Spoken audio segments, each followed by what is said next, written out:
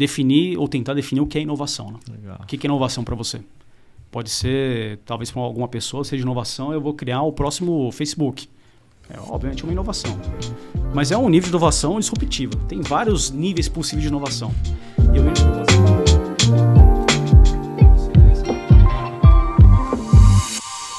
Está começando mais um Opencast, sua resenha semanal, seu podcast de tecnologia e negócio. Eu sou o Cadu e hoje estou aqui com uma figura bem conhecida na área de tecnologia, né? Arthur De Santis. Cara, obrigado aí primeiramente por aceitar o convite, né? A gente fica honrado de receber você aqui. E queria que você contasse um pouquinho de você, cara. Quem que é o Arthur? Um pouquinho da sua carreira, da sua jornada. A lista aqui é extensa, mas me traz um pouquinho aí quem que é o Arthur. Em primeiro lugar, obrigado pela oportunidade. É um prazer estar aqui. O famoso, eu deixo por você, cara. Eu brinco, eu sou só mais um Zé Mané aqui no mercado. Mais um. Só que estava há um certo tempo. Arthur De Santis, estou aqui no mercado de tecnologia eu completei 20 anos em dezembro do ano passado. Então, o tempo voa, né? 20 Uma anos. vida, né? Uma jornada. Chega tanto assim, há 20 anos, cara. Quando você começa a pensar, tempo. Já são 20 anos de mercado de tecnologia. E eu comento muito que eu estou aqui em tecnologia por acidente. Sim. Quando eu penso assim lá na minha origem profissional, eu comecei no mundo químico. Então, inclusive vai estar num livro isso. Em abril agora vai ser um livro contando minha história e contando um pouco de um projeto novo que eu falo um pouquinho mais adiante aqui sobre ele. Então você fez uma transição de carreira. Você começou totalmente. no setor químico. Eu comecei no setor químico e eu fiz Senai. Então, é uma família pobre. Eu lembro, até hoje, eu lembro muito bem disso, que meu plano de carreira, por assim dizer, era fazer o Senai. Meu pai, minha mãe falaram, não, tem que fazer Senai, é fazer o colegial técnico. Na época, o colegial mais o curso técnico na mesma escola. Acho que não tem mais isso hoje, né? Você tem que fazer separado. Que é uma pena. Acho que foi gostoso a formação muita gente, foi um empurrão, assim, para mim também. Sou mais uma pessoa que foi um grande empurrão para você entrar no mercado com alguma competência. Queria fazer Senai, não sabia exatamente do que. Calhou na escola que eu estudava, uma escola estadual, onde tinha um professor que acho que ele era muito, muito engajado nessa questão de cara, dar um futuro para as crianças, para a molecada. Falou, vamos fazer excursão nos colégios técnicos. Então eu fui conhecer a Federal, Liceu, uns 2 ou 3 Senais. E eu lembro de ter ido conhecer esse Senai, eu sou da zona norte de São Paulo, e eu fui conhecer um Senai em São Bernardo. Então, toda aquela farra no ônibus lá, de excursão, todo mundo na escola, eu não tinha a menor ideia de quão longe ela era, né? E era bem longe. Da Zona Norte até São Bernardo, era longe. Caminhada. Eu falei, cara, muito legal esse score. Então era o Senai Mário Amato. Tinha plásticos, química. Conhece? Conheço. Você é de São Bernardo? Nasci em Diadema, né? Então você conhece a região. Conheço. E eu acho que faz um paralelo também porque eu cresci em Diadema, cresci na periferia e meu sonho era fazer Senai, né? Engraçado, né, cara? Só que voltado para usinagem. Né? Então, na minha época, ou o pessoal ia para a área de química, que era em São Bernardo, esse Senai aí específico, e em Diadema tinha um que era voltado para a parte de usinagem. Meus pais falaram para eu fazer ferramentaria. Torneiro. Eles falavam torneiro. Não, eu queria ser um torneiro. Eu lembro até hoje que era uma criança, cara, eu não conseguia entender o conceito, que eu ouvia torneiro, aí eu vi uma torneira, mas como é que eu vou ser um torneiro aqui? Que profissão é essa? Não tinha sentido para mim aquilo. O que é ser um torneiro, né? Eu fui torneiro mecânico, né? Não consegui fazer Senai. Muita gente. Muita gente, cara. Né? Sim. E acabei, então, entrei no Senai, foram 3 anos e meio. Tenho vários amigos daquela época até hoje. Então, eu fui padrinho de casamento de alguns, outros são padrinhos do meu casamento, cara. Uma amizade que dura já... Eu me formei em 95, então vamos fazer 30 anos no ano que vem. São 29 anos já que a gente fez. Jornada... Muito tempo já. Tá conservado, né? Obrigado. Mais de 18, né? Oi? Bem mais. Então, eu comecei com plástico, trabalhei com química, mas para mim ficou muito claro, assim, ao longo dos anos, cara, não é isso que me brilhava os olhos, não é isso aqui que eu vou ser feliz. Aí eu falei, quer saber? Comecei a fazer engenharia química, que fazia sentido dada a carreira que eu estava levando, mas também engenharia química eu acho que é um nome muito enganoso, deveria ser engenharia civil voltada a instalações químicas. Porque você vê muito, não sei se alguém conhece, mas você vê muito pouca química na engenharia química. Você vê muito mais cálculo de resistência de estrutura para poder fazer uma usina, para fazer uma instalação química, mas química mesmo é pouca. Eu acho que talvez se eu tivesse feito química industrial, eu tivesse mantido na carreira, porque eu achava Continuaria interessante. enveredando pela Agora, engenharia pela química eu não achei muito legal, não. Mudei para... Mas eu sempre gostava também de tecnologia. Eu lembro que no próprio Senai, por alguma razão, tinha aula, era química, era plásticos, né? Fiz técnica em plásticos. Mas tinha aula de computação e, inclusive, programação. Sei lá o porquê, mas tinha. Que legal. Eu me identifiquei muito rapidamente. Eu lembro até hoje, cara, putz, isso aqui é legal. Ganhei um computador um tempo depois e tomei gosto pela coisa. Mas era um gosto, assim, de mexer em casa. Nunca pensei naquela época. Como é que foi não a transição pensava em trabalhar para profissional de tecnologia? Para a tecnologia? Foi... Comecei a tomar gosto pela coisa, aquela desejo, assim, inconsciente. Puta, essa é uma área legal. Se eu pego, assim, final dos anos 90, a tecnologia já tava bombando, né? Tanto depois deu aquela bolha da internet nos anos 2000. Foi um pouquinho antes disso. Eu lembro que eu trabalhava na área química ainda. E eu tinha acordado atrasado. Aí, ao invés de pegar o fretado da empresa, eu peguei um ônibus de linha normal. Encontrei uma colega do ginásio no ônibus. Lembro até hoje. Encontrei essa colega no ônibus. A gente começou a bater um papo. E cada um falando da vida, né? Fazia muito tempo de passado do ginásio já. Na época até que era pouco tempo, se eu pensar bem. Hoje em dia é muito tempo, né? Mas na época parecia que era muito tempo naquela época. E ela, não, o que tá fazendo? Eu falei, fazendo engenharia química e tal. Ela, eu tô fazendo processamento de dados na informática, na FATEC. Aí, FATEC, nem sabia que era FATEC, não conhecia. Aí ela explicou, não, a FATEC é estadual, e é muito legal, que é de graça e tal. Eu falei, cara, aula de tecnologia, de graça. E tinha curso à noite, porque eu precisava trabalhar. Puta, todos os checks que eu precisava tinha ali. Poxa, talvez dê jogo isso aqui, deve ser um negócio legal, né? Fui descobrir o que era, onde é que ficava. Nem sabia onde é que ficava, na Avenida Tiradentes. Eu não sabia onde ficava a FATEC. Falei, puta, cara, que legal. Tem aula à noite, posso trabalhar então, continuo trabalhando normalmente. De graça, cara, é aqui que eu quero estudar. Aí parei em engenharia química, estudei um semestre para passar no vestibular. Passei aquela alegria enorme de passar. E comecei a cursar, então, processamento de dados, mas continuei trabalhando na empresa. Trabalhando na época era Dupont, uma boa empresa no mundo químico. E uma ótima empresa a propósito.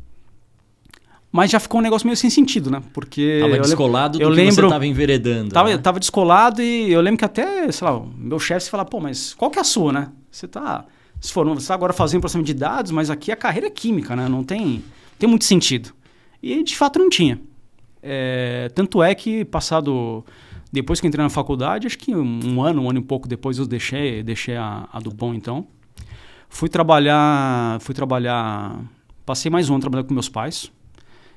Falando, vou ser empresário, mas trabalhar com os pais também não é tão fácil assim. Não é fácil. Tem cobrança então, Arthur? Ser empresário e trabalhar com os pais são duas coisas que são extremamente difíceis. Dois desafios gigantes numa mesma frase, né? Aí eu falei, cara, vou voltar pro mercado. Aí eu voltar pro mercado, mas o que eu faço? Eu volto pro mundo químico, que já tinha uns 5, 6 anos já de experiência, então já tinha uma vivência na área. Volto para o mundo químico que já tem experiência ou começo do zero em tecnologia? É um desafio dar continuidade em algo que já tem e começar do zero, né? Aí eu falei, cara, tá na show para se molhar, vou começar do zero. Então eu virei estagiário. Eu lembro, foi uma empresa, uma software house bem pequenininha na Paulista. Não sei se ela existe ainda, chamava Soft Trade. Eles tinham uma plataforma de sistema de RH. Então, para entrar lá foi todo um processo de entrevista, fazer uma prova, depois teve um curso, eles aprovavam quem é bem no curso, cara. Um processo muito bem estruturado ali pelo tamanho da empresa, quando eu penso hoje em dia. Entrei, falei, legal, agora eu vou começar na área. Aí, passado, assim, 2 semanas, cara, e eu olhava assim o pessoal ao meu redor, todo mundo meio cabisbaixo, meio triste. Reclamando, o pessoal reclamando do salário, reclamando do trabalho. E entrou uma turma, junto comigo, entrou mais uma turma enorme ali de estagiários. Acho que uns 6 estagiários, alguma coisa assim. Ninguém assim muito feliz. E sendo muito honesto, eu também falei, cara, não é um negócio que eu me identifiquei tanto assim, velho. Meu trabalho era fazer programação de relatórios em Jasper, que era uma plataforma de relatório de Java. Caraca. E era bem chatinho, pra ser muito honesto, era bem chato assim o trabalho. Aí falei, cara, eu pensando, falei, puta, eu já tinha N anos na Dupont, assim, tava bem lá, tinha uma certa carreira. Mudei de área, eu tô num processo assim, eu tô numa espiral da morte aqui, eu tô cada vez pior, né? Agora eu tô numa empresa muito menor. Muito menor, com menos projeção. Ninguém feliz ao meu redor, ganhando muito menos cargo menor, né? Ganhando muito menos que eu ganhava antes. Falei, cara, alguma coisa tá errado. Mas pensando comigo mesmo, falei, mas agora é o caminho que eu segui, né? Tem que sair desbravando e quebrando pedra de novo. Beleza. Nesse momento eu estava no penúltimo semestre da faculdade, da FATEC. E lá tinha matérias optativas. Então, você tinha que preencher a grade com algumas optativas. E eu escolhi uma delas porque todo mundo falava que era fácil, que era COBOL. E era mesmo. A programação COBOL era bem fácil. E eu só peguei COBOL porque falaram que era fácil e eu tinha que preencher minha grade com algumas optativas. Um dia lá na aula chegou o professor. E era legal, cara. Início dos anos 2000, COBOL tava em alta já, né? Eu não sei se alta, mas pelo menos naquela época se falava que era uma linguagem morta. Ah, já se falava que era uma linguagem? Já era morto. Já era assim... Cara, isso aí foi em 2003. 2003 já era morta. Cara, a linguagem assim da moda, por assim dizer, era Java. Java era a linguagem do futuro. E hoje em dia já fala que é de velho, se bobear. Agora, sei lá, Python, o que fala agora que é... Python talvez esteja em hype, o Cadu com certeza tem N linguagens aí, .NET, enfim. Não, .NET já tinha naquela época também. Sim. Mas acho que .NET é engraçado, eu vi, inclusive tem uma semana que eu vi um ranking lá dessas de linguagem, e você vê quarta a quarta, né? O Java caindo um pouquinho e o C# crescendo. É curioso isso, quem diria, né? Tá crescendo, mas voltando lá ao passado, 2003, então, COBOL já era tido como morta, eu fazia porque era fácil a matéria. E eu me identifiquei muito bem com a linguagem porque eu estou longe de ser um exímio programador. Não sou assim o melhor do mundo, não mesmo. E sei lá, COBOL, o pessoal brinca que você conhecer umas 20 palavras-chave ali, você faz tudo. Não tem muito segredo. Eu tenho noção de como programar em COBOL, cara. Eu também já tive esse contato com COBOL. Cara, achei a linguagem que me identifiquei muito. É a minha cara aquela linguagem. Aí tá lá na aula de COBOL, chegou o professor e falou, pessoal, tem aqui uma consultoria. Ela está oferecendo um curso de COBOL 6DB2. Quem for bem no curso, ela contrata. Aí falou, COBOL eu sabia que estava fazendo a aula. DB2 eu tinha ouvido que era uma das plataformas de banco de dados. Six eu nem sabia escrever. Tanto que eu fui procurar em casa na internet, procurei Six como 6, SX. Eu não sabia que era CICS, não conhecia Six. Six. Esse processo de ir bem no curso já tinha experiência, né? Oi? Nesse processo de ir bem no curso para ser aprovado, você já tinha experiência. Porque na empresa que você estava já era nesse modelo, né? Eu falei, quer saber, cara, eu tô mal pra caramba, aí eu já tô aqui no fundo do poço. Vou tentar, né? Vai que dê certo e que rode alguma coisa aqui, né? Aí eu lembro o professor falando, alguém tem interesse? E eu lembro que tinha uma pessoa na classe que também fazia estágio comigo na mesma empresa. Eu falei, cara, eu vou levantar a mão, ele vai ver, vai ficar chato pra caramba. Dane-se, vou levantar a mão, levantei a mão. Aí eu olhei pro lado e ele levantou também. Os dois tinham interesse.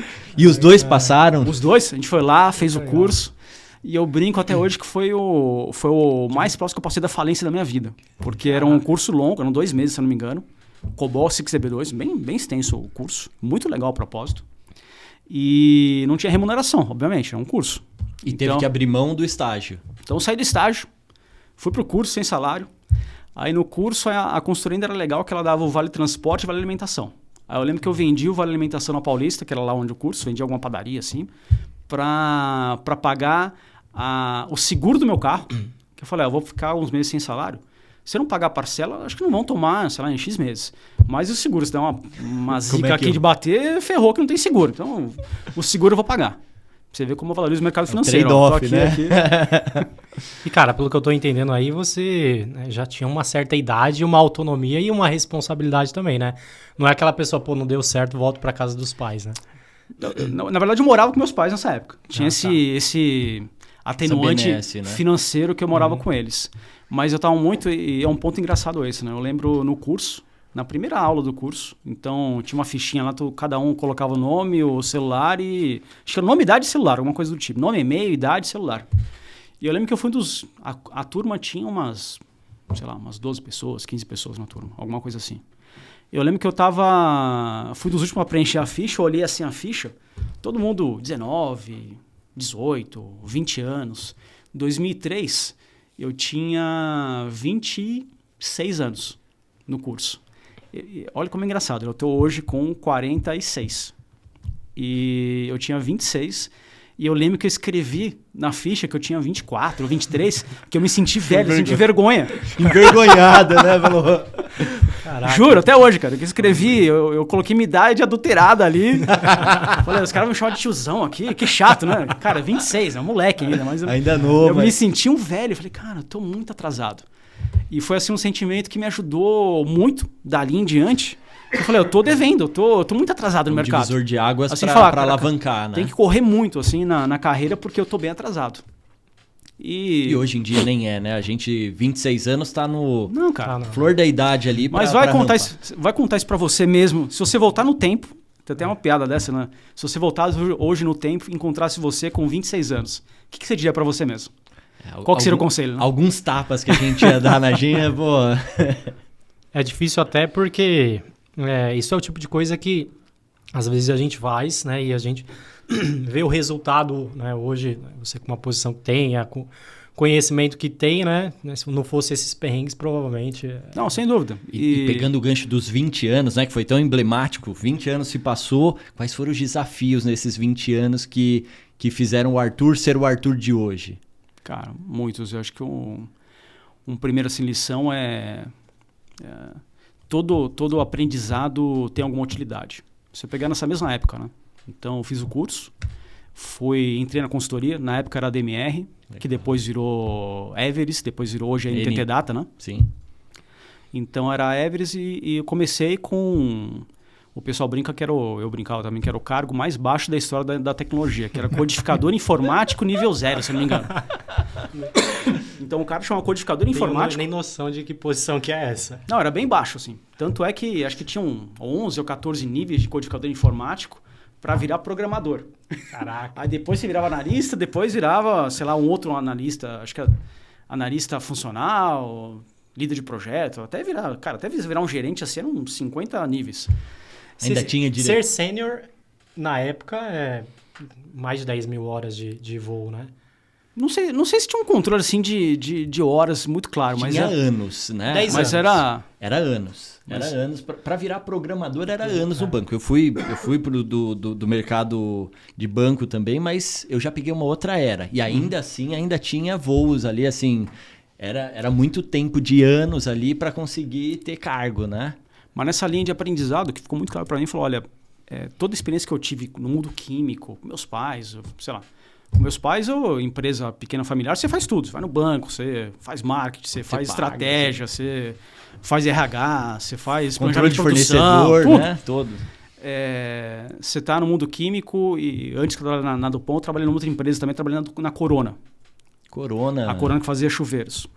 A Corona é engraçado porque... Engraçado, talvez não seja a palavra ideal, né? Mas é curioso, pelo menos. Não sei como ela está hoje, mas na época era um negócio sazonal. Que é engraçado pensar nisso, né? Olha. A duchinha Corona era vista como um negócio sazonal, porque vende muito no inverno, porque o pessoal coloca lá aquela só um fio de água para ficar bem quente a água no chuveiro e queima o chuveiro. Sei lá, tem só resistência X para aguentar e vai queimar. Então, no inverno, queima um monte de resistência de chuveiro, vende muito mais. Que legal, olha. Então, eles deixam o estoque pronto, sei lá, deixavam pelo menos um estoque expressivo para chegar muito expressiva. No inverno. Só que ficava uma parte do ano sem ter que fazer tanta coisa. Então, era até triste, assim, porque eu passei um ano lá.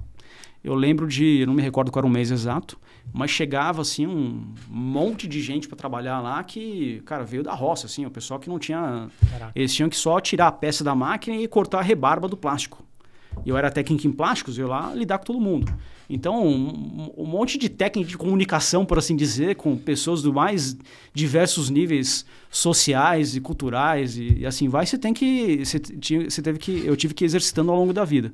E tudo isso é um aprendizado. Sim. E, cara, eu usei lá na frente. Quando chegou lá nessa... Habilidade de comunicar, que tá clara, né? Quer dizer, conseguir conversar com diversas pessoas de diferentes culturas, de diferentes... Né, são coisas que você vai aprendendo, cara. E alguma coisa, é algo que me ajudou a acelerar a carreira, por exemplo, em consultoria.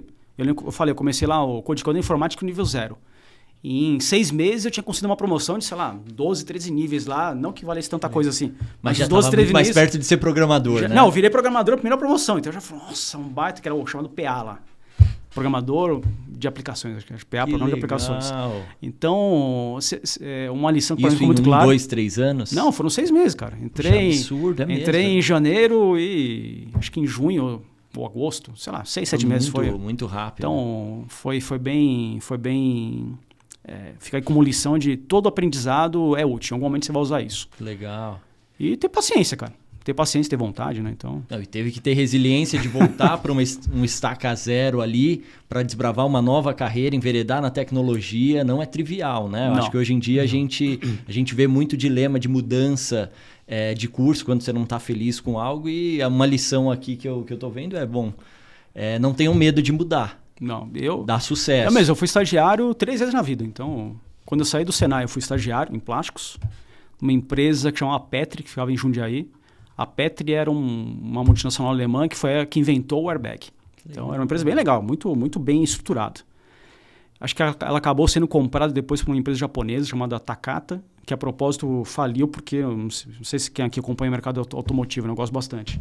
E ela fez um projeto de airbag que matava as pessoas. Não sei se você acompanha isso aí. Não. É um airbag, tinha um erro de projeto que quando estourava o airbag, tinha alguns fagulhos de alumínio, se não me engano, algum tipo de metal, que poderiam perfurar as pessoas. Nossa. Então teve casos de gente que morreu por causa do airbag. E ela foi vendida, por assim dizer, por $1, assim, simbolicamente, porque tinha tanto processo por conta disso que ela acabou não sendo... valeria a pena. Exato. Pô, que legal. Então, estagiário nessa época, fui para Corona. Quando eu fui para Dupont, virei estagiário de novo. Aí, quando eu saí da Dupont, fui com meus pais, não chamo como estágio, mas eu falei, voltar para o mercado, voltei a ser estagiário de novo. Então, foram 3 vezes estagiário na vida. Não tive vergonha de ser estagiário, não, cara. E como consultor, e aí já pensando no mercado de tecnologia... E inovação teve muito presente ali. Como que você vê hoje a inovação nas empresas? O que cultura favorece? Dá um overview do que você acha aí enquanto cultura e inovação. Como que a gente fala dessas duas palavras no mercado corporativo? Vamos lá, né? Falando de consultoria, eu passei... Foi 1 ano e meio então DMR, né? Hoje no TT Data. Depois fui para Accenture. Para Accenture eu passei 12 anos e, cara, me achei, assim. Foi um lugar, assim, um mundo muito, muito rico de inovação, de cultura, né? Dinamismo, né? São coisas que eu valoro. A DMR também foi uma empresa muito boa, não tenho nada a reclamar, só agradecer a oportunidade que eu tive. Eu comecei minha carreira de tecnologia graças àquele curso Cobol 6DB2, senão provavelmente não estaria onde estou hoje aqui. E eu lembro que, passado 1 ano e meio, então, surgiu a oportunidade da Accenture. A Accenture foi até engraçado, né? Falando aqui como causos da vida, né? A Accenture, quando eu comecei na DMR, eu conheci a Accenture enquanto patrocínio da Williams, né? Não sei se vocês gostam de Fórmula 1, mas a Accenture, por muito tempo, ela patrocinava a Williams no capacete. Confesso que eu não lembro. Foi na época numa época do Montoya, ainda você via Ralf Schumacher, Montoya, você via a Accenture no capacete da Williams. Se alguém me falasse na época que era uma marca de cerveja europeia, um cigarro, eu ia acreditar, porque eu não tinha a menor ideia, não tinha conhecimento, não sabia nem que era uma consultoria quando entrei na consultoria, né? Então imagina. E na DMR o pessoal fala, eu lembro que falava, a DMR é originado de ex-accenturianos, né? Então eles conheciam, falavam, né? E meu primeiro projeto pela DMR foi no Santander. Legal. Foi bem na época que o Santander comprou o Banespa, então toda aquela transformação tecnológica foi muito bacana, aquele processo. Criar um core bank, não sei se alguém participou desse tipo de projeto, é uma coisa assim espetacular. Construir um core bank é um negócio... Participei ali da Super Digital. A Super Digital? Legal. É gigante, né? Não, é um tipo de empreitada, especialmente quando é um banco já estabelecido. Então, você pegar, por exemplo, sei lá, Itaú, Banco do Brasil, Bradesco, eu não tenho conhecimento deles terem feito talvez tenham feito, mas eu não tenho conhecimento, né? Terem feito a renovação do core bank. Acho que são uma plataforma já bastante antigas lá. Conta corrente, né? Clientes, empréstimos, já está lá há vários anos. O Bradesco acho que pensou em fazer e acabou não fazendo até onde eu sei. Porque é uma empreitada não trivial, porque até pelo próprio nome é o core, né? Está ali, é o core, está ao centro de tudo. E trocentas mil integrações com um monte de aplicativo de canal, de outros sistemas. É muito satélite em volta. Um monte de coisa, né? Então não é trivial. E quando você ouve white label de core banking, né? O que soa para você? White label core banking... Cara, eu acho que dependendo a natureza do banco, o tamanho dele, até se você pensar em time to market, pode fazer sentido. Não vejo... Comporta. Não vejo assim com maus olhos. Eu vejo como uma oportunidade para Até se pensa pegar, fazendo esse gancho aí de disrupção de mercado, né? Tem um cara do mercado financeiro que chama Brett King. Já ouviu falar dele, não? Não. É um futurólogo, por assim dizer, né? Ele fala, uma frase dele acho que ele escreveu o Bank 3.0 e o Bank 4.0, tá, hoje em dia. Uma frase dele, assim, muito, muito forte. Olha, nenhuma indústria passou por mais disrupção ou de novos entrantes ao longo dos últimos 200 anos do que a indústria bancária. Cara, todo mundo quer ser banco hoje em dia. Sim. Porque dá dinheiro, né? Claramente aí, se a gente olhar o mercado... Sim. A gente sabe que... Tá um ano de crise. Puta, o banco ganhou dinheiro. Tem um ano de vacas gordas, cara. Ganham mais dinheiro ainda. Então, sempre... Sim. Tá sempre... Os últimos anos do Bradesco, por exemplo. Todo mundo criticou, não, caiu a lucratividade. Mas, cara, ainda assim são vários bilhões, né, cara? É muito representativo ainda, né? E você vê muita empresa querendo entrar nesse segmento. Construir do zero, hoje em dia, uma plataforma bancária, acho que é muito difícil, muito mesmo. Tanto que você não vê nenhum banco que nascendo hoje começando do zero a plataforma. Ele compra alguma plataforma de mercado, seja nacional, seja customizar alguma internacional, mas não do zero. E dependendo da sua aspiração, ou quão grande você quer ser logo de largada, eu acho que um white label eventualmente tem seu espaço aí. Ou time to market. Sim. Até você eventualmente, não, cara, minha estratégia tem algum nível X de particularidade, de personalização que eu quero envideirar e fazer alguma coisa específica. Mas para começar, acho que é um bom quick start. Pô, legal. A gente estava falando de inovação, né? E aí você passou ali pela Accenture, né? Accenture, você fala cultura e inovação, né? Exato. Então, não sabia nem quem era, entrei na Accenture. Foram 12 anos, assim, muito, muito especiais, por conta desse ponto, cultura e inovação.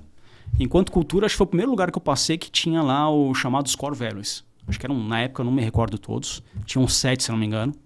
Mas um deles, assim, era muito marcante, que era o stewardship. Então, já era muito marcante questão de cultura, uma cultura muito forte, mas muito, muito forte.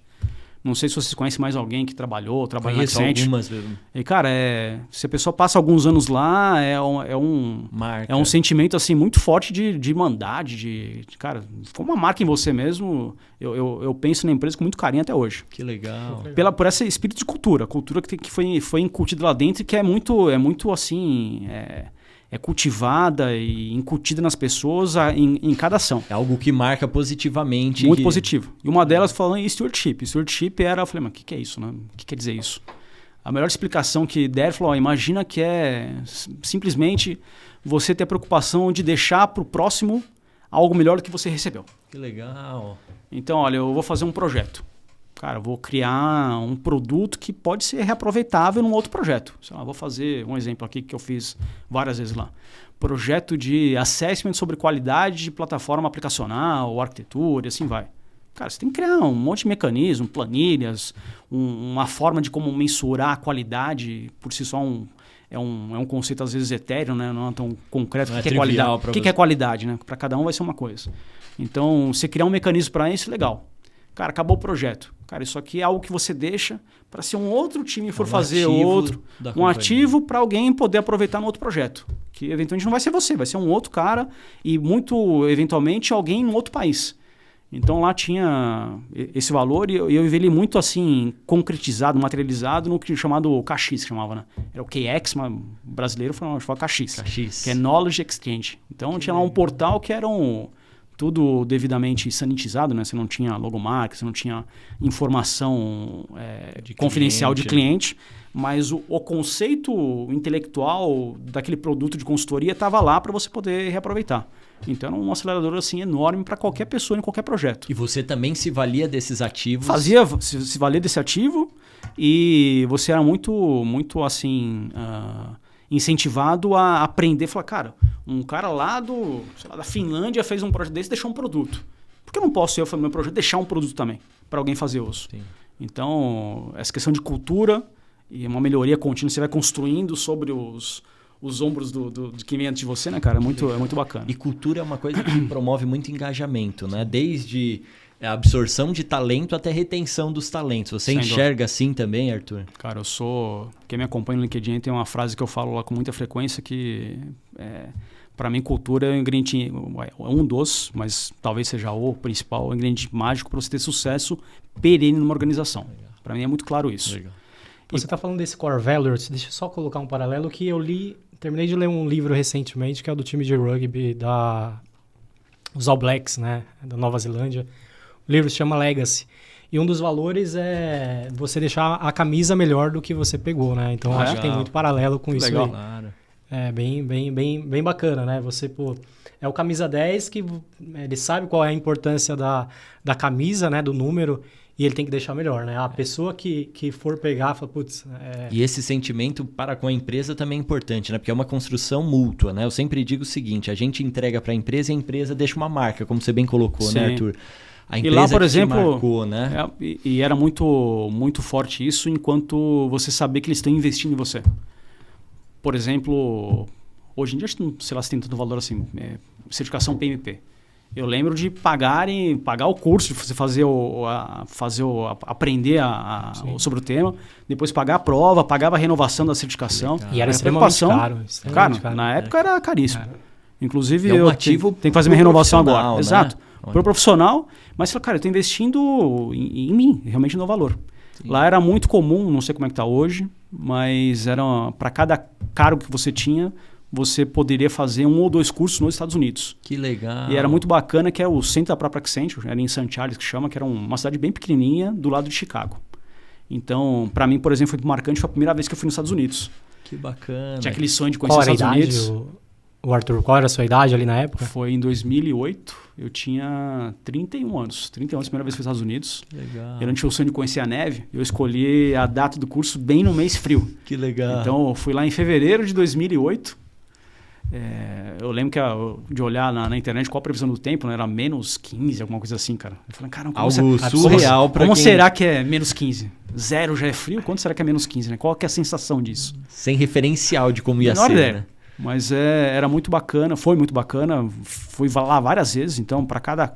Se você é consultor, se você é gerente, senior manager, cada cara que você tinha direito a alguns... Direito não, você tinha a oportunidade de poder, algumas vezes, fazer alguns cursos. E o curso era gente do mundo inteiro.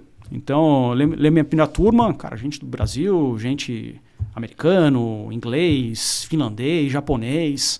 E era muito legal, você passa a semana inteira com o pessoal, o dia inteiro, a semana inteira. Depois tem confraternização no final do dia. Você cria aquele espírito de irmandade pessoal e você começa a conversar e você vê como, apesar das diferenças sociais, intelectuais e culturais né? de cada país, enquanto consultor, as dores são muito parecidas, né? Então, cara, como vender um projeto, cara, cliente chato, ou então, não sei como é para vocês, mas lá tinha um drama de chargeability. Então, você tem que estar chargeable, né? Você tem que lançar horas em algum lugar. Cara, como é que você se mostra útil para a empresa, no sentido de, cara, eu sou requerido nos projetos que eu tenho realmente uma competência a ser utilizada nos projetos. Né? Então, era uma dor para todo mundo, assim, todo mundo... E mesmo essas culturas diferentes, vocês se encontravam de forma sinérgica ali pelos valores da empresa, Sim. né? Isso é mágico. Muito bacana, né? cara, bem legal. Isso é mágico. E só fortalecer esse traço da cultura da empresa. Então, que eu falei, eu não lembro dos demais, mas esse eu lembro até hoje, e é algo que marcou muito, que eu levei para a vida. Essa questão do stewardship, de deixar para quem tá vindo algo melhor do que eu recebi, eu levo e sigo a risca até hoje. Pratica. Exato. Com certeza é uma marca que você também deve ter deixado lá na consultoria até hoje. Assim, né? espero. Com certeza, com certeza. Deixa eu puxar uma outra coisa aqui. Quando a gente fala de cultura de inovação, né? E aí, especificamente inovação, tem algum segredo, tem algum ingrediente diferente? Qual é o ingrediente para a cultura de inovação? Uma coisa é a gente ter uma cultura forte, conseguir reter talentos, conseguir ser atrativo, atrair esses talentos. E como que a gente faz uma cultura de inovação hoje? Né? Nos dias de hoje, eu acho que a gente tem cada vez mais o desafio de inovar, às vezes inovar por inovar, mas como é que a gente constrói uma cultura de inovação? Acho que o primeiro ponto aqui, eu penso assim pelo menos, né? Definir ou tentar definir o que é inovação. Né? Legal. O que é inovação para você? Pode ser, talvez para alguma pessoa, seja inovação, eu vou criar o próximo Facebook. Obviamente é uma inovação. Mas é um nível de inovação disruptiva. Tem vários níveis possíveis de inovação.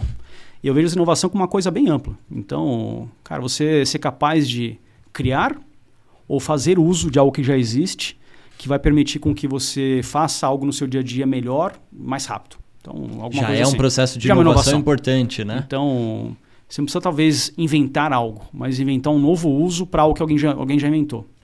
Tem um livro que eu acho, que eu uso assim como... É um dos 5 que eu tenho como referência, que é De Onde Vêm as Boas Ideias. que ele fala muito justamente disso de colisão de ideias, né? Então, e tem muito a ver com inovação isso. Uma coisa é o Arthur tem uma ideia. Talvez essa ideia sozinha não tenha muita utilidade. E se eu só deixar ela numa gavetinha ali, na minha cabeça, guardada, cara, é uma ideia sem uso. A grande sacada que eu vejo assim como cultura de inovação, uma das sacadas, né?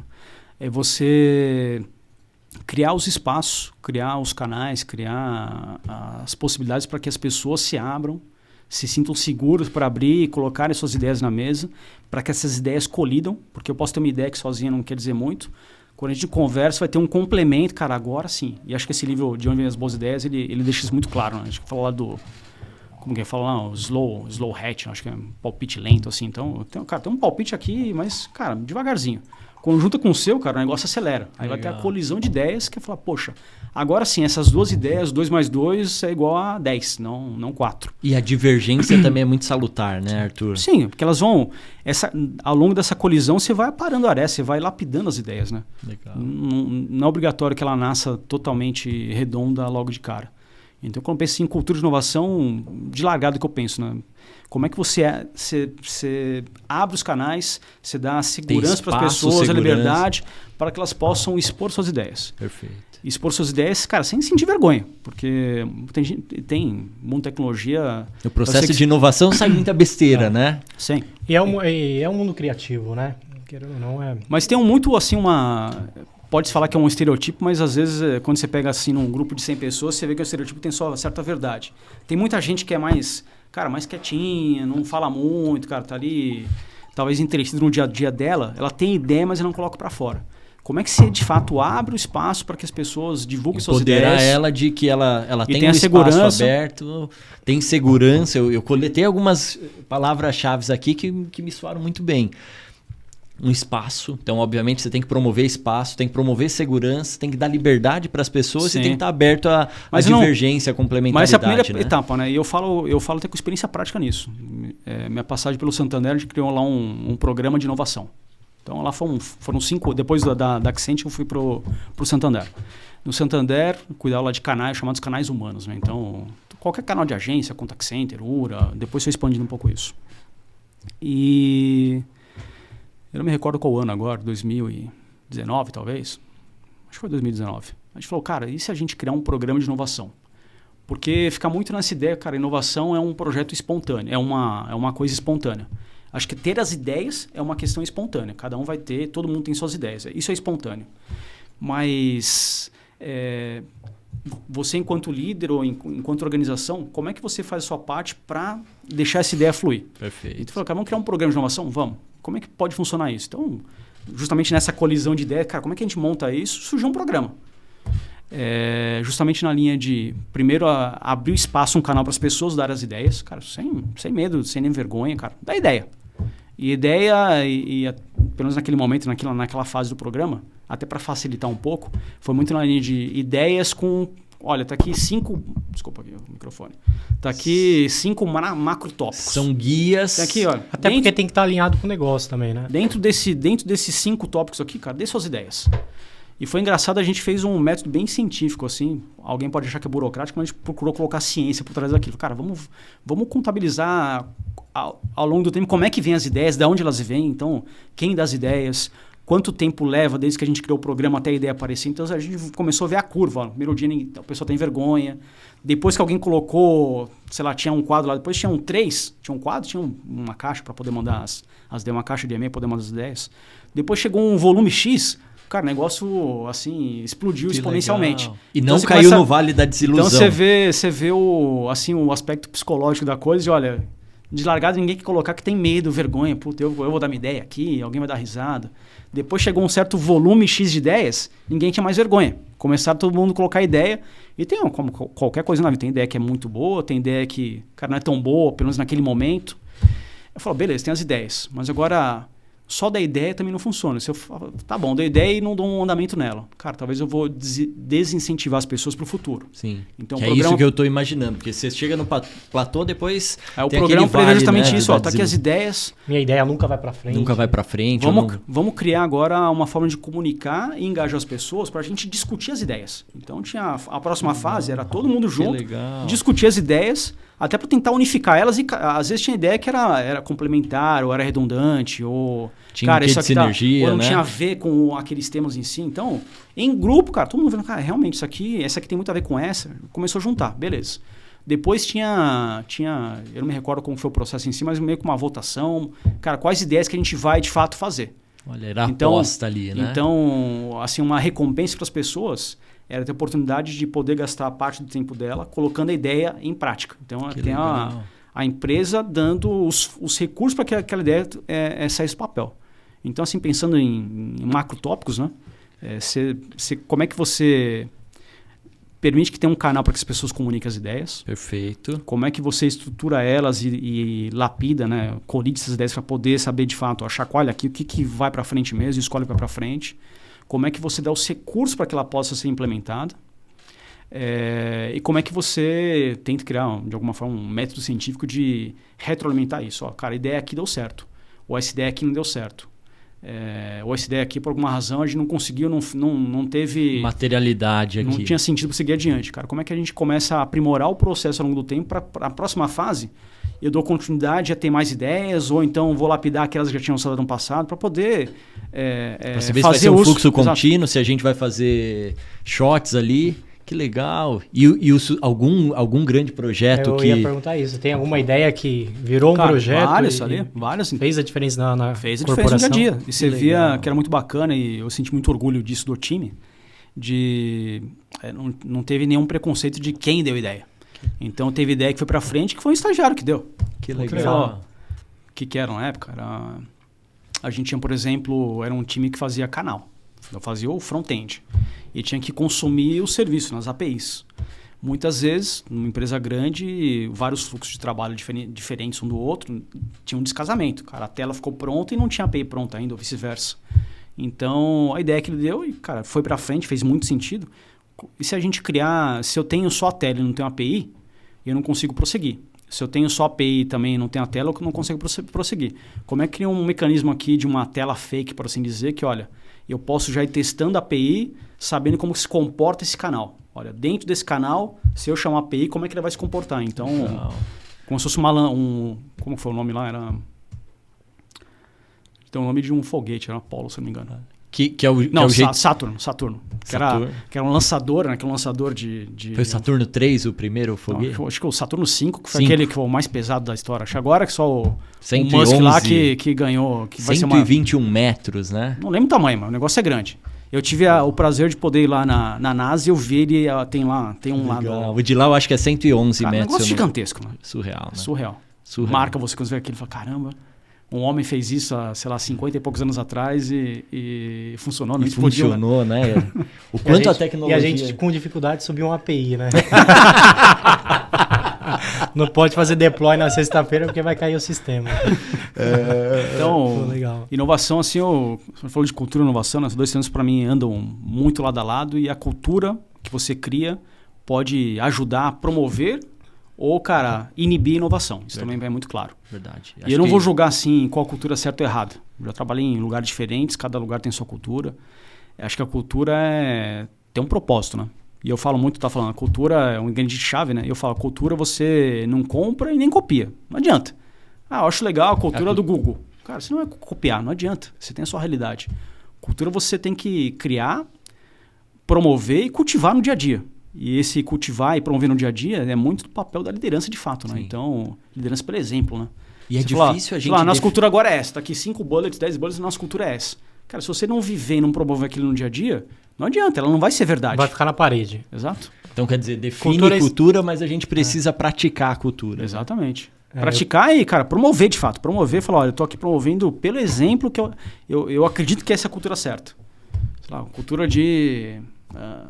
vale mais a ideia do que o cargo. Cara, se eu começar... eu não falo com o estagiário, eu tô já matando essa cultura de largada. Eu tenho... Não lembro quem que era o CEO, mas ele sempre... Foi uma frase bem impactante que ele trazia em uma das palestras que eu acabei indo ali no G4, que era... se a cultura tá na parede, fudeu. Porque não vai estar nas pessoas, né? Ela vai estar na parede. Não lembro quem falou isso aí, sei lá, alguém mais perto que eu falou alguma coisa do tipo, cultura é aquilo que as pessoas fazem quando o chefe não tá olhando. Então, e é isso. eu tenho uma frase, eu acho que é do... Não me lembro, mas me marcou. Cultura é um reflexo do que você promove e do que você dispensa para suas empresas, né? Enfim, é isso que você está dizendo. Então, as pessoas que figuram como a cultura que você quer levar, essa é a cultura que você está promovendo na sua empresa. Isso. Então, aquilo me marcou. Eu falei, poxa, então... Temos que deliberar o que a gente quer de cultura e, na sequência, convergir com o que a gente tem de pessoas aqui. Não é trivial isso, né? Como é que eu meço essa cultura, né? Medir é sempre difícil. Métricas, apesar de ser apaixonado por isso, é sempre um dilema. Como é que a gente metrifica a cultura de sucesso? Acho que metrificar a cultura por si só é difícil. Acho muito mais o resultado dela, né? Acho que você tem que pensar, eu quero uma cultura que é focada em inovação. Então, talvez eu tenha alguma métrica de inovação onde eu falar, realmente, minha cultura está promovendo inovação. Porque ela por si só é um negócio etéreo, né? É difícil metrificar. Isso. Muitas coisas é difícil. Essa é uma delas que eu acho que... E difícil, inclusive, o sucesso dela. Porque são sucessos que a gente entende que passa pela cultura, mas não são triviais da gente fazer o link, né? Não é trivial. Mas ligando cultura e, como se diz, inovação, sem dúvida. A cultura acho que é fundamental para promover ou você inibir a inovação. Perfeito. E Arthur, deixa eu falar, você tá com uma camiseta aí que eu sei que é nova. A gente falou aqui no bastidor, é nova. Spoiler aí, né? Dá um spoiler pra gente do que é. Tô estreando hoje a camisa. Legal. Tirei da empresa bordado hoje, inclusive. E muito nessa linha que eu comentei, inclusive, do stewardship, né, cara? Deixar pro próximo algo melhor que você recebeu, né? Que legal. Que é o CIO Codex. Então, nos últimos meses, eu comecei a pensar, cara, eu tinha uma ideia já há um tempo atrás, falei, poxa, eu tenho essa ideia aqui, eu tinha uma ideia de um framework, era só um diagrama. Falei, cara, legal isso aqui, mas e se eu enriquecer isso, realmente dar muito mais... Eu tinha um conjunto de caixinhas. Legal. E se eu der carne para isso aqui, para de fato explicar o que é isso e colocar esse caixódromo dentro de um contexto mais amplo. Então, nasceu a ideia de criar o CIO Codex. Então, dia 6 de março, dando tudo certo, espero que dê. É só terminar o site agora, tá nos finalmente ali de tirar os últimos bugs do site. Então, um portal com um framework que busca ter uma visão realmente integral da tecnologia. Quando você pensa hoje, eu sou assim um apaixonado por... É um dos fundamentos, inclusive, ali do CIO Codex, o pensamento aristotélico. O que é isso? Legal. Como é que você tenta organizar as coisas? Para mim, é muito... Desde criança, assim, cara, eu quero ter as ideias organizadas. Como é que eu organizo as ideias? E tecnologia é um mar de ideias, um mar de conceitos, tem um monte de coisa. Falei, e se fosse possível criar um framework que tente explicar o todo da tecnologia, de uma área de tecnologia? Que não é fácil, tem tudo. E tem o academicismo nesse framework? Olha, tem só parcela de academicismo, né? Ali de... mas pensa quem fez é uma pessoa, cara, do dia a dia. Que já cara pragmático. Todas as dores. Então você conseguiu condensar, porque eu gosto muito de estudar, né? Eu amo estudar. Eu falo, pô, estudar é uma das coisas que enriquece, talvez materializar em conhecimento para quem sabe conseguir transformar isso em habilidade. Mas você fez um condensado para a gente em tecnologia, porque para mim é difícil... Olha, um condensado, quando eu penso assim, o início era um bom condensado, tinha um diagrama. Eu falei, cara, mas esse diagrama eu não explico o todo, ele é uma parte do todo. Ficou muito claro para mim isso. Ele era um modelo de referência de quais são o que eu tinha lá originalmente. Um modelo de referência de quais são as competências esperadas por uma área de tecnologia. Eu falei, cara, isso não é o todo. Tem um monte de coisa que não explico aqui. Aí foi e levou aí alguns meses o pensar e colocar no papel isso, né? Falei, cara, isso aqui é parte do todo. Qual que é a visão mais ampla?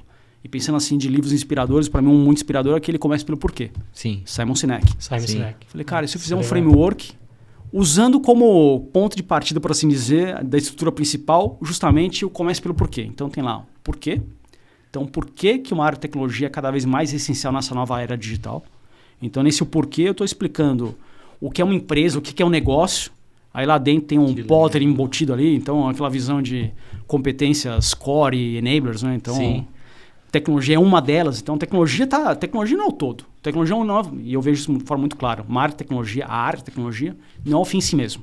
Cara, é um meio para a organização, a empresa chegar no seu fim. Sim.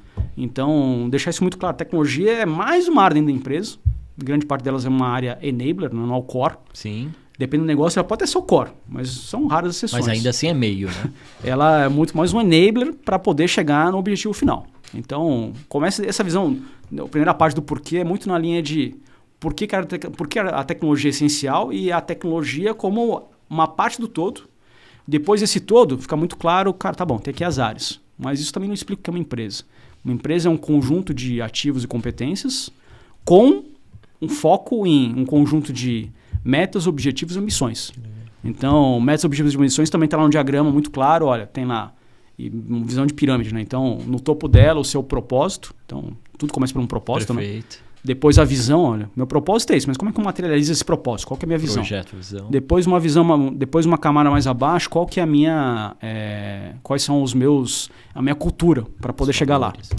Depois quais são os meus valores, que a cultura também está embasada em um conjunto de valores. E depois na base da pirâmide, cara, enquanto objetivos, metas e ambições, qual é a minha estratégia para chegar lá, que é meio que um como, né? Qual é a minha estratégia para chegar lá? E quais são os resultados que eu quero alcançar. E tudo isso pensando assim, o C-Level ajudando a chegar nesse objetivo. Então, essa é a primeira parte. Mas beleza, a primeira parte está aqui. Depois tem uma segunda que é nessa linha do começo para o porquê, né? Então, o porquê está aqui. Depois tem o como.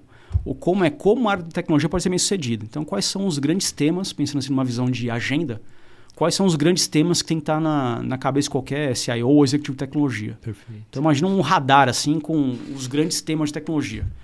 Bem no centro, eu valorizo muito a questão de cultura, bem no centro tem lá os que eu chamo de temas intangíveis. Então, quais são, que você tem que se preocupar também, tecnologia, e às vezes você não se preocupa, enquanto área. Quais são os meus valores, quais são os meus drivers, qual é o meu brand, qual a marca que eu quero deixar enquanto área de tecnologia, qual é a cultura que eu quero ter. Então, intangível. Depois, ao redor do intangível, é que eu não estou mostrando aqui figura, mas depois, ao redor do intangível, são muito importantes também, quais são os aspectos enquanto modelo operacional, que você tem que levar em conta. E tem um monte de coisa hoje em dia enquanto tendência. Fusion Teams, Product Teams, resiliência, então SRE da vida. Sim. Então, um monte de conceito novo que você tem que pensar hoje, cara, como é que eu organizo meu modelo operacional levando em conta esse conjunto de conceitos mais recentes. Depois, no anel mais externo, cara, aí vem um conjunto de quais são as novas tendências de tecnologia que eu não posso esquecer. Cara, API, Cloud, obviamente, Quantum, eu sei que vai chegar um tempo, vai levar um tempinho, mas, cara, tá virando já é verdade, não é mais uma teoria, já é prática hoje em dia. Passou da curva do hype, né? Acho que ele vai chegar lá ainda, não é um negócio comercial ainda, mas já se sabe que já não é uma realidade. Não é teoria, cara, já é real. A gente já materializou isso. E ainda nesse anel exterior, cara, os aceleradores, cara, coisas enquanto uma área de tecnologia você tem que pensar como acelerador, que é você pensar em framework de mercado, você pensar em fazer uso de consultoria, você vai acelerar muito, não é um acelerador. Consultoria, empresa de pesquisa, que mais? Soluções de mercado, cara, tô falando agora, por exemplo, de um white label. Eu coloco lá como uma solução SaaS também, para mim é um acelerador. Sim. Tá muito alinhado, até, a gente nem combinou nada aqui no papo, mas está alinhado com uma visão de acelerador. Sim, as consultorias acabam apoiando bastante, exato, né? A ventilar. Que você pensar tudo do zero, muitas vezes, cara, você pode ter um ganho no longo prazo, mas talvez você vai perder muito tempo até criar aquela competência dentro de casa. E a terceira parte do framework é justamente o quê? Quais são os ativos e competências numa visão de modelo de referência que toda área pronta para o futuro tem que ter. Então, tá lá 120 competências muito bem organizadas. E muito bem organizadas, na minha opinião, humilde aqui, né? Eu que fiz, eu achei que tava bacana. Tô curioso aqui. Então, dia 6. E enquanto tamanho, ficou grande, cara. Em formato livro, foram 10.500 páginas. Então, a gente tá falando que tem um livro aí também. Tem um livro resumido. Porque quando eu comecei a fazer isso, minha ideia era fazer um livro. É um livro digital? Vai ter a versão digital e impressa em abril. Esse eu vou querer assinado. Opa. Vou ser inconveniente. Na verdade, eu já vou deixar aqui pra gente trazer pra discutir vai ser um grande prazer. O framework também, mostrar aqui, fazer em tempo real. Pra quem vamos fazer uma live. Vamos.